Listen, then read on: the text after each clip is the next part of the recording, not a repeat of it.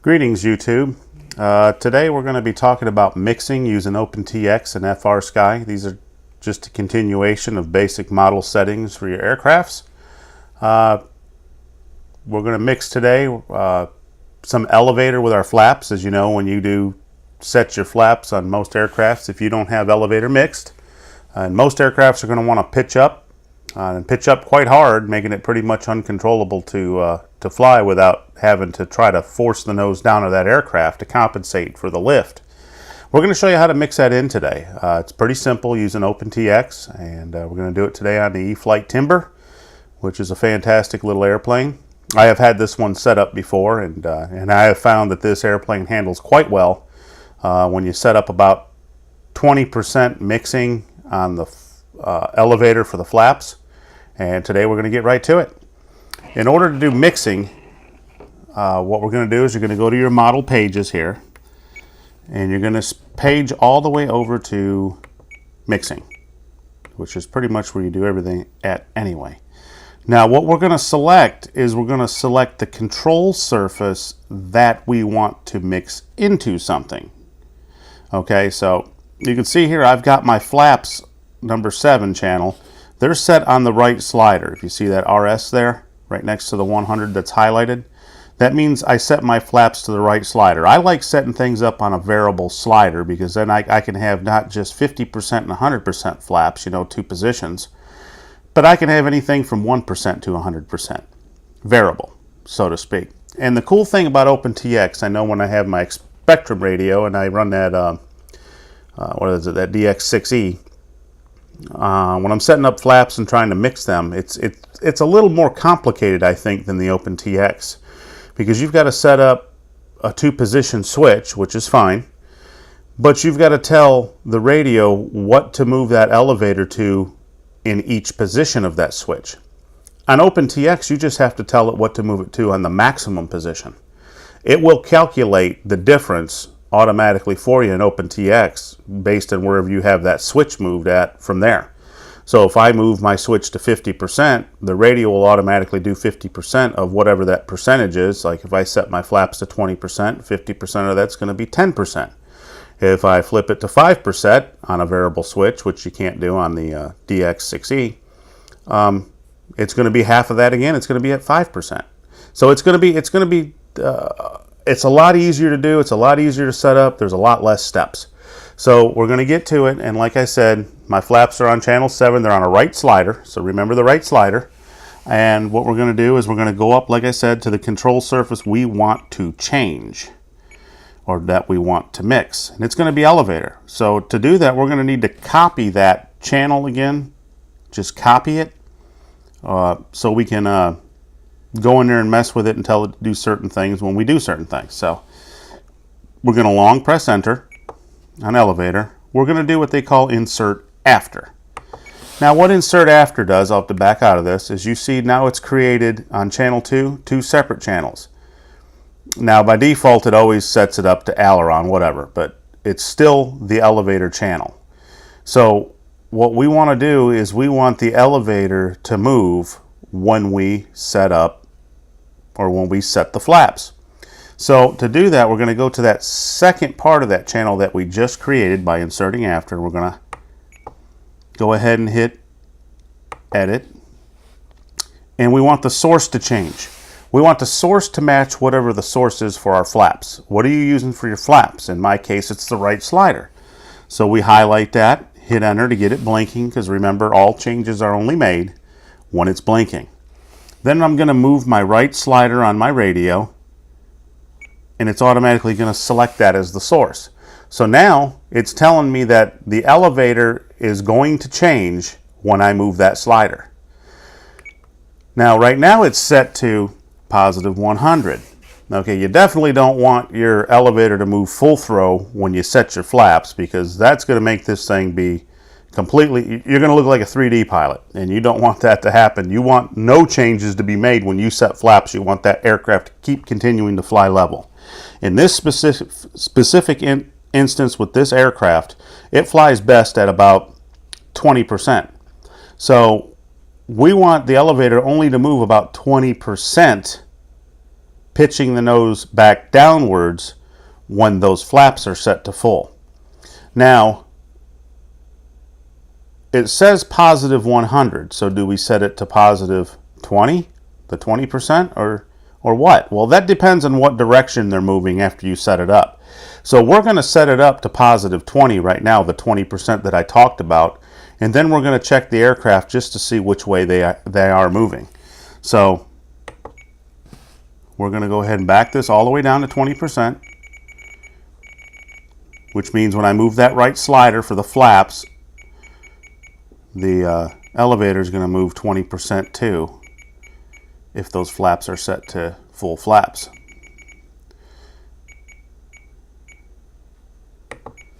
All right, so let's go ahead and power up the airplane and let's test that. And again, I've set the second part of that channel, the elevator, to the right slider, which is the same switch as my flaps. So I'll go ahead and power up the aircraft. And we're going to check it. All right.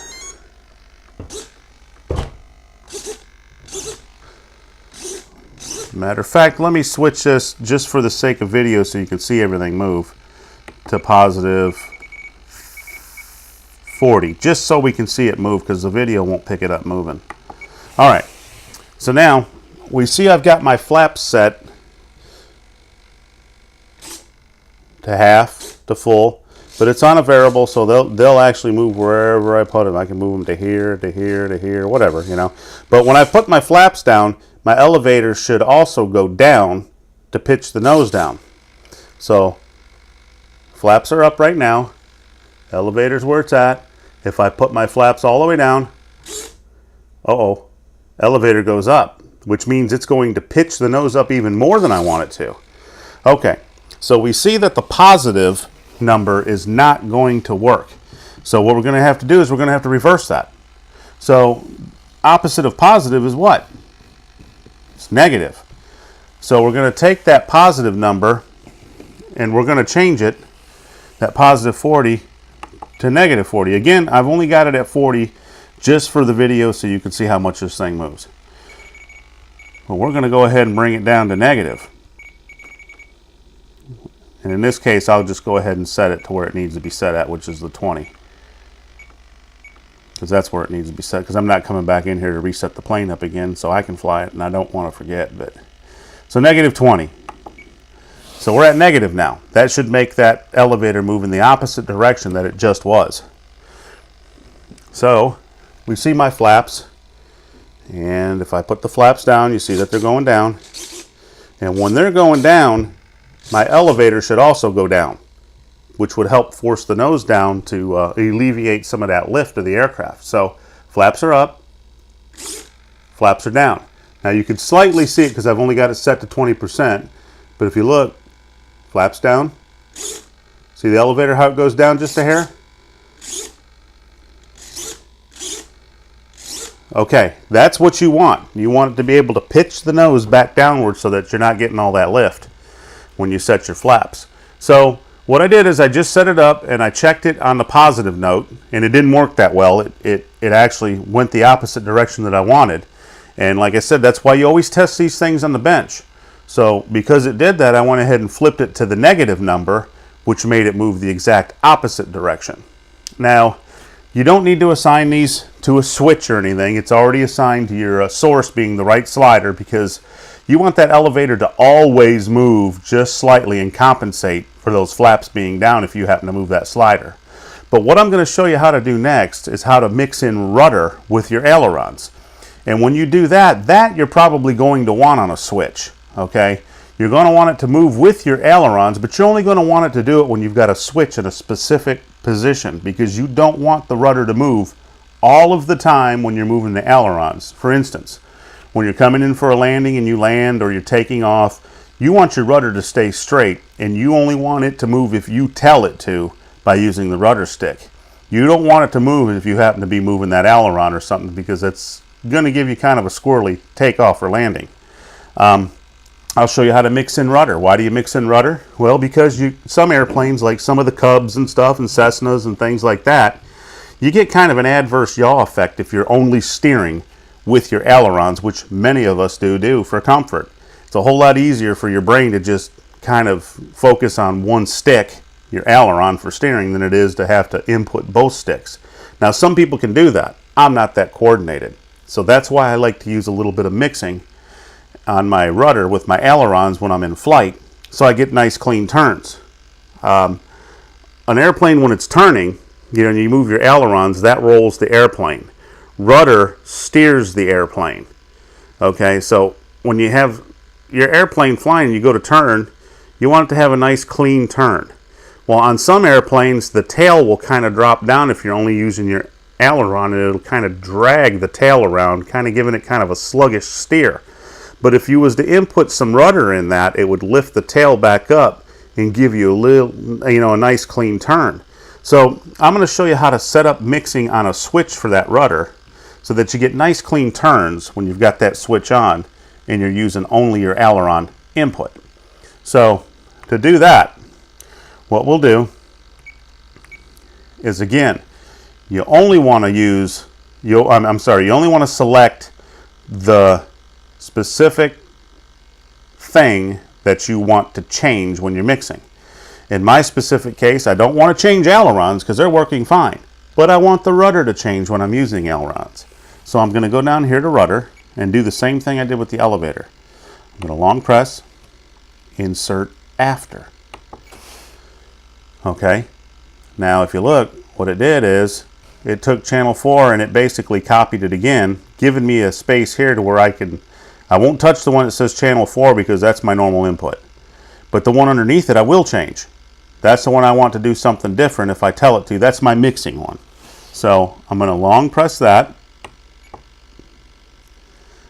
And I'm going to hit edit. And I'm going to go down here to source. Now source is, when do you want that? What do you want on that radio to change that rudder? Well, I want the aileron stick to change it. So when I'm moving the ailerons, I want the rudder to move a little bit too. So get it blinking. Take your aileron stick, just bump it over. Okay, so now every time you hit your aileron stick, your ailerons are going to move and your rudder's going to move. Check it out.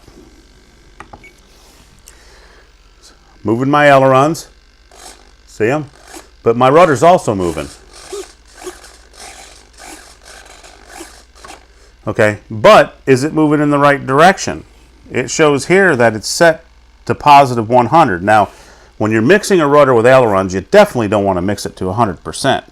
You only need to add like 20% or something, You just want that rudder to move a little bit with that input just to kind of lift the tail back up on that aircraft so it's not dragging around curves. But it's at positive.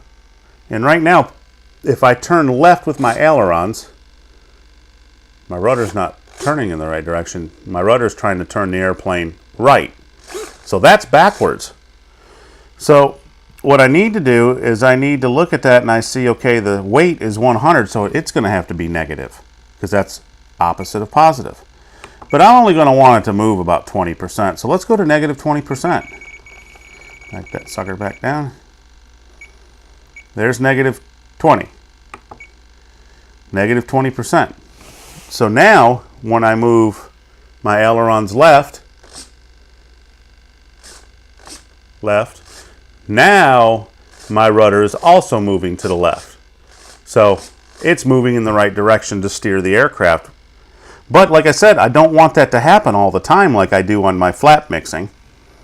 I only want that to move when I'm in flight. I don't want it to move on landing or takeoff or anything like that. So I need to assign it to a switch. And now here's where it gets super complicated. First of all, you need to identify the switch that you want. And in my specific case, I like to use this switch right here. It's a 3-position switch, but I only, when it's in up or all the way down, I want that just to be normal flight mode.